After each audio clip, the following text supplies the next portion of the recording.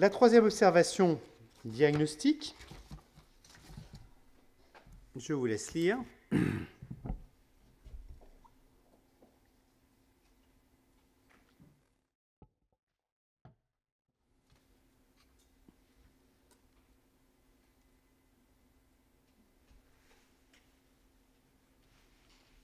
Bon, on retrouve un petit peu classique, hein.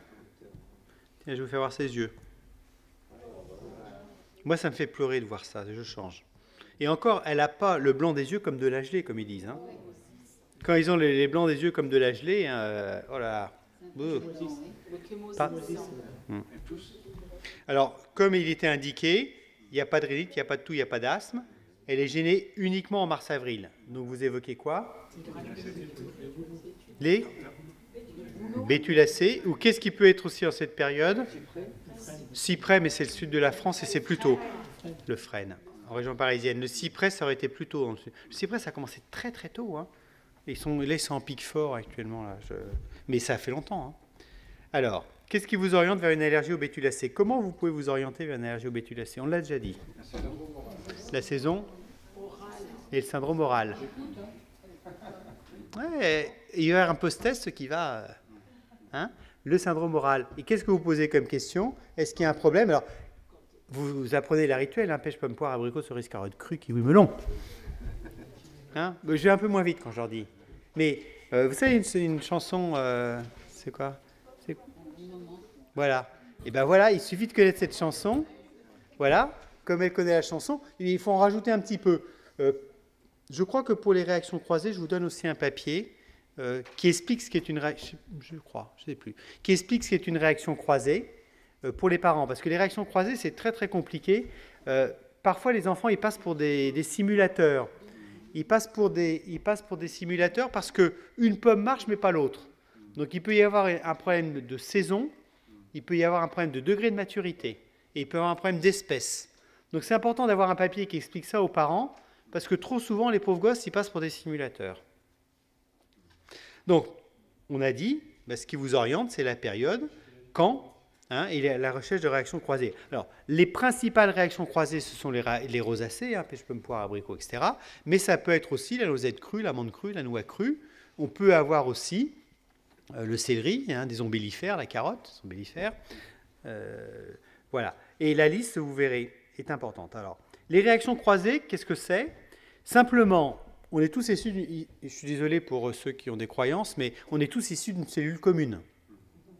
D'accord? Et cette cellule commune, elle s'est différenciée. On va retrouver des particules allergéniques, des protéines identiques, qu'on a même dans le bouleau et dans la pomme, par exemple.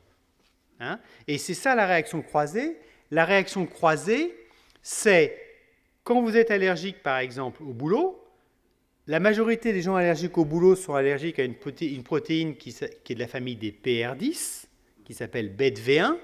Et cette protéine, on va la retrouver dans la pomme, qui est une même PR10, qui s'appelle MALD1. Et souvenez-vous, si vous n'êtes pas trop endormis, ceux qui étaient arrivés à l'heure, on avait parlé des allergènes conformationnels. Vous vous souvenez de la petite boucle au début?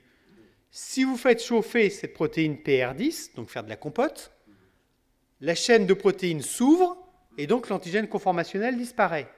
D'où le fait qu'on va réagir à la pomme crue, mais pas à la pomme cuite, puisque l'allergène, qui est un allergène conformationnel, va avoir disparu.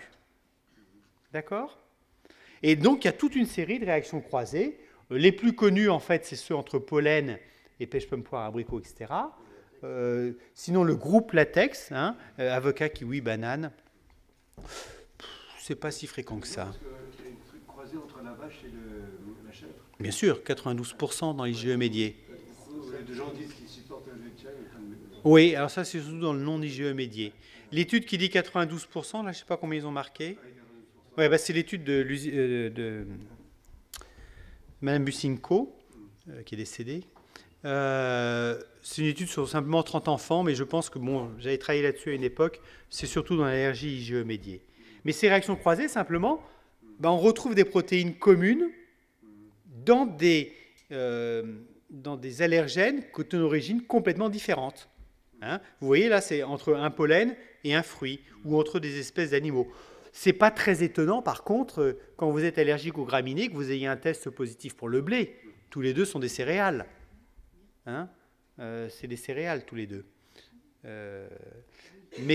Donc, ce qui est beaucoup plus troublant, c'est quand vous réagissez à la carotte crue et que vous êtes allergique au pollen de bétulacée. C'est une question, là, vous avez votre petit succès. Hein, quand il commence à vous dire mars-avril, le nez, les yeux, etc. Et qu'est-ce qui se passe quand tu croques une pomme? Alors là, il vous regarde, il dit, attendez, c'est... Oui, je lui dis, oui, j'ai amené une boule de cristal et pas de problème, j'y arrive. Là, ils sont un petit peu étonnés. Et quand vous leur indiquez tous les fruits, en leur disant, ça peut dépendre du degré de maturité de l'espèce, ah, alors, il y en a qui n'ont que la pomme, hein. Attention. Et en grandissant, ça peut s'étendre. Dans ta liste, il y a aussi la prune?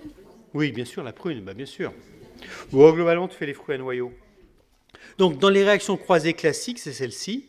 Alors, ces réactions croisées, elles sont importantes à connaître pour le diagnostic et elles sont aussi importantes à connaître pour ne pas se faire avoir par des tests faussement positifs. C'est-à-dire que quelqu'un qui est allergique, qu'est-ce que je vais vous prendre qui est graminé, oui, alors là, la pomme de terre, c'est la pomme de terre crue, hein, souvent. Donc, quand ils épluchent les pommes de terre, ils font de l'urticaire. Comme on a des allergènes communs, le pire, c'est quand on a des réactions croisées, il peut y avoir des...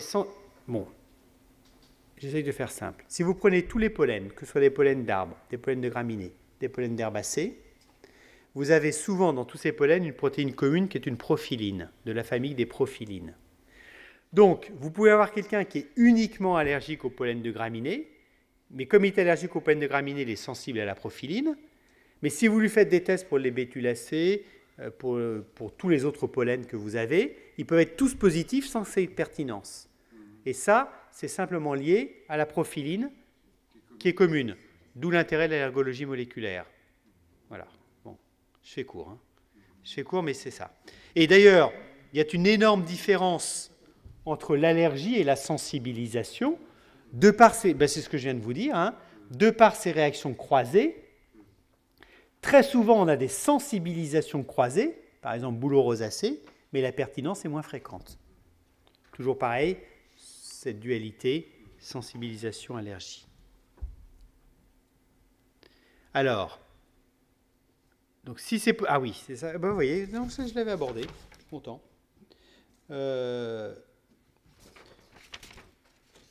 Comment savoir si, par exemple, vous avez quelqu'un... Ça, c'est important, parce que c'est de la vraie pratique de région parisienne. Vous avez quelqu'un qui est gêné, on va dire, en avril, histoire de compliquer la chose. Vous avez des tests qui sont à la fois positifs pour les bétulacées, bouleau le noisetier, mais aussi pour les oléacées, frêne olivier. Est-ce que c'est simplement une sensibilisation croisée ou est-ce qu'il a les deux allergies? Comment on peut savoir? Biologie moléculaire. Voilà. D'abord, on peut regarder aussi le calendrier pollinique. Les bétulacées sont plus souvent, commencent plutôt en mars à avril, jusqu'à début mai souvent, mais tandis que le frêne en région parisienne, pour l'instant, c'est plutôt le mois d'avril. Donc vous pouvez vous aider des calendriers polliniques, et puis vous pouvez vous aider de l'allergologie moléculaire. Par exemple, dans ces cas-là, vous allez regarder l'allergène majeur du bouleau BET-V1, et vous allez regarder l'allergène majeur du frêne, OLE1. D'accord? Et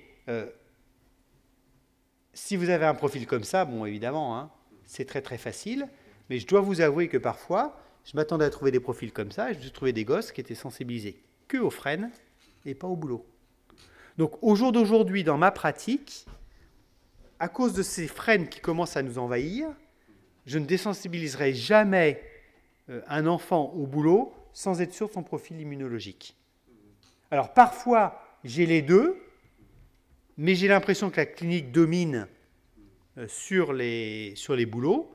Je peux le désensibiliser au bouleau, mais je préviendrai les parents que je suis un petit peu embêté que le frêne soit là, et que si ça ne marche pas aussi bien qu'on l'espère, ce sera peut-être à cause d'une allergie associée au frêne.